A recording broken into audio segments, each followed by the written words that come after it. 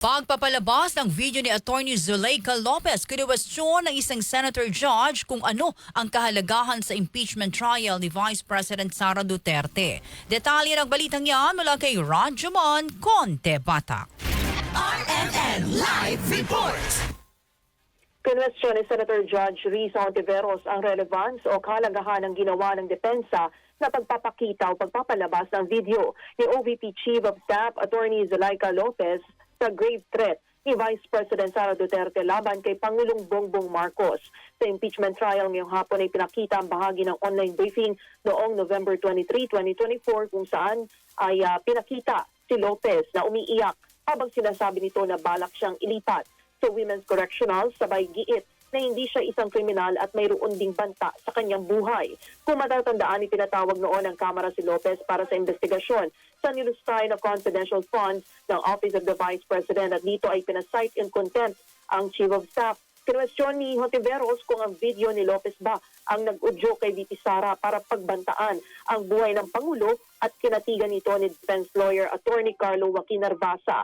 Sagot ng defense lawyer, itong naging ugat ng reaksyon ni VP Sara dahil kinakitaan ng systematic oppression o sistematikong panggigipit mula sa Kamara noong magsagawa ng pagdinig ang Quad Committee ukol sa confidential funds at sa kabila ng maayos sa pagsagot ni Lopez ay ipinasight in contempt at ipinakulong pa rin ng abogado. Sa kabila nito ay nagpaalalang muli si Presiding Officer Cheese Escudero sa mga kapwa Senator Judges na iwasang magtanong o maghayag ng konklusyon sa paglilitis na hindi base sa ebidensyang ipinipresenta ng mga testigo.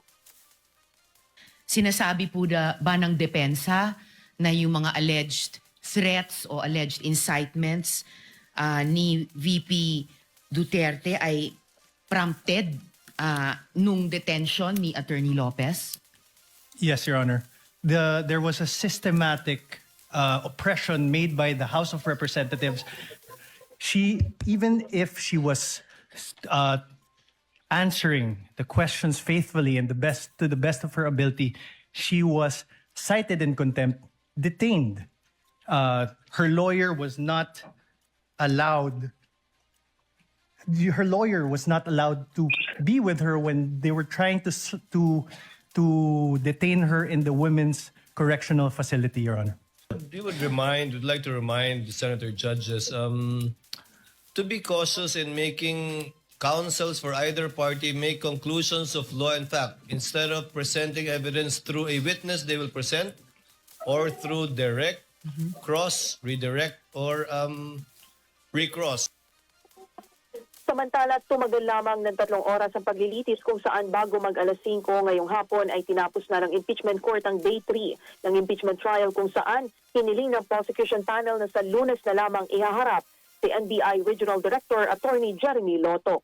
Kasama mo sa DZXL RMN Manila, Rajuman Conde Batak, Tatak, RMN. RMN Network News!